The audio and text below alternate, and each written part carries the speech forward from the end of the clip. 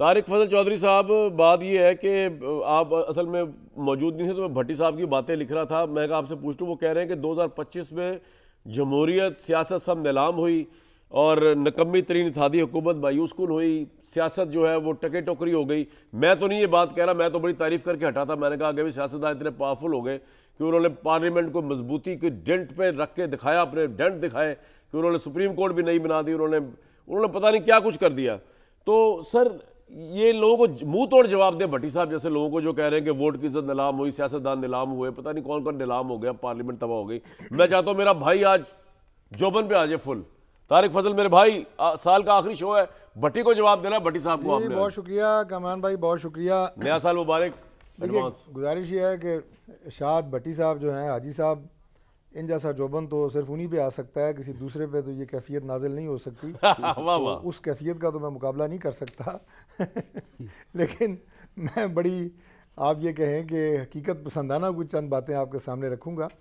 اور وہ یہ ہے کہ جو آپ نے کہا کہ پارلیمنٹ نے بڑا اپنا آپ دکھایا، اور یہ وہ ایسی بات نہیں ہے.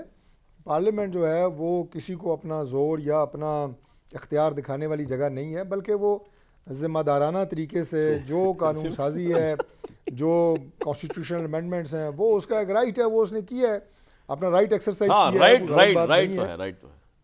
فیصلے جو ہوتے ہیں، فیصلے جو کیے جاتے ہیں، چاہے وہ کسی لا کی شکل میں ہو، کانسٹیٹیوشنل امینڈمنٹ کی شکل میں ہو، وہ بعض اوقات مستقبل میں جا کے بہت اچھے ثابت ہوتے ہیں، کچھ درمیانے درجے کے ہوتے ہیں، کچھ غلط بھی ثابت ہوتے ہیں. اللہ کے فضل سے آپ کے گلے پڑھتے رہے اور پڑھیں گے انشاءاللہ. آئندہ بھی پوری بات کریں نا طارق بھائی. یہ انسانی دماغ کر رہے ہوتے ہیں نا. غلطی کی گنجائش ہے تو یہ مارجن رکھنا چاہیے. باقی ہم یہ نہیں کہہ رہے کہ ہم کو فرشتے ہیں، لیکن پوری کوشش کی گئی ہے کہ 2025 میں اللہ تعالیٰ کے فضل سے ملک کے وہ تمام جو انڈیکیٹرز ہوتے ہیں، آج بھی پرائم منسٹر ہاؤس میں جو تقریب ہوئی ہے جس میں جو اکنامک انڈیکیٹر، اکنامک جو ہمارے اس میں پاکستان میں جہاں جہاں ترقی کی ہے، یعنی وہ جو فائنانس منسٹر نے اعداد و شمار کے ساتھ بتائی ہے، اور تمام انٹرنیشنل جو ادارے ہیں، جریدے ہیں، انہوں نے پاکستان کی معیشت کے حوالے سے جو پازیٹیو نوٹس لکھے ہیں، دوسری بات یہ ہے فی الحال تو ابھی ان کے متعلق وہ الگ ہیں جو فیلڈ مارشل کے حوالے سے انٹرنیشنل جو 5 ابھی آرٹیکلز آئے ہیں. اچھا اب یہ بتائیں طارق بھائی، یہ بتائیں کہ اب آپ اتنے ماشاءاللہ مستحکم ہو گئے، آپ نے ثابت کر دیا ہے جو مختلف سرویز آپ جیسی بھی حکومت ہو، آپ جس طرح بھی آئے ہوں، آپ نظام چلا سکتے ہیں. تو اب آپ کو ضرورت تو نہیں ہے 2026 کے اندر تحریک انصاف کے ساتھ مذاکرات کر کے وقت ضائع کرنے کی، کیونکہ ویسے بھی آپ چاہتے نہیں عمران خان باہر آئے، اور عمران خان باہر آئے گا تو آبویسلی آپ کی حکومت باہر جائے گی. تو یہ تو کلیئرلی بتائے نا لوگوں کو کہ یہ مذاکرات ڈھکوسلا ہے، 2026 میں کوئی مذاکرات نہیں ہے.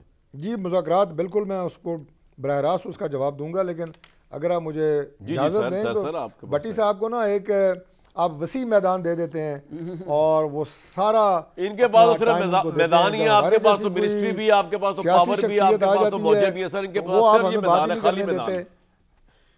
کیا کر لیں گے اس میں؟ یہ تو میں صرف ایک بات اور کر دوں چونکہ پاکستان کے حوالے سے ہے کہ 2025 کا سال جس طرح 1947 پاکستان کی تاریخ میں یاد رکھا جائے گا کہ اس سال جو ہے پاکستان کی تشکیل ہوئی، اسی طرح 2025 کا سال جو ہے وہ پاکستان کی تاریخ میں ہمیشہ یاد رکھا جائے گا کہ اس میں 1947 سے آج تک جتنی ہماری جنگیں ہوئی ہیں، اس میں جو واضح برتری 2025 میں جو ہمارا انڈیا کے ساتھ کانفلکٹ ہوا اور پاکستان کو عزت ملی، وہ پاکستان کی تاریخ میں کبھی میں آپ سے طارق بھائی بہت امپریس ہوں. میں ایک بات بتاؤں، پوری دنیا نے مانا. میں آپ سے بہت امپریس ہوں طارق بھائی. یہ میں سمجھتا ہوں کہ ایک ایسی میری بات ہماری مسلح افواج، ان کی قیادت اور ہماری جو سیونئر لیڈرشپ ہے، میں سمجھتا ہوں کہ یہ پاکستان کی تاریخ میں یہ نام لکھے گئے ہیں اور یہ ہمیشہ زندہ رہیں گے. میں آپ سے بہت امپریس ہوں. 2025 میں آپ نے ثابت کیا. نہیں میرے سے کیوں امپریس ہے؟ جنگ میں نے تو نہیں لڑی نا. آپ ان سے امپریس ہوں جو جنگ لڑ کے آپ کو جیت کے دی ہے. نہیں وہ تو ان کی بات تو ہو گئی. اگر آپ کہیں فیلڈ مارشل سید عاصم منیر کا نام لیں، ایئر چیف کا نام لیں، ہو گئی یا پرائم منسٹر کا نام لیں، تو بات سمجھ آتی ہے. ہمیں تو بھائی آرمی چیف کے آگے کوئی اور چیف نظر نہیں آتا. آپ باقی سب کے نام لیں، ہم لے چکے جس کا نام. ایک میری بات تو سن لیں سر، میں آپ سے جو امپریس ہوں وہ تو سن لیں.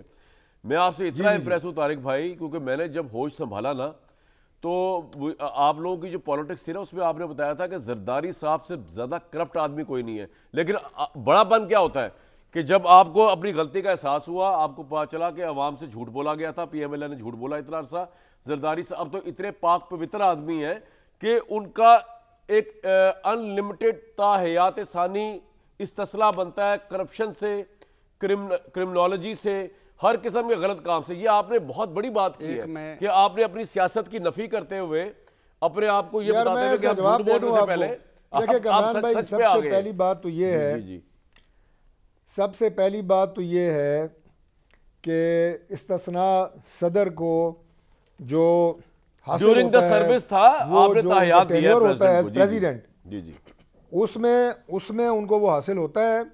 اس کو جو ایکسٹینشن دی گئی ہے اس پہ متضاد رائے متضاد نہیں میں آپ سے ایگری کر رہا ہوں سر، اپنا ایک نقطہ نظر ہے جس کو آپ رائٹ رکھتے ہیں.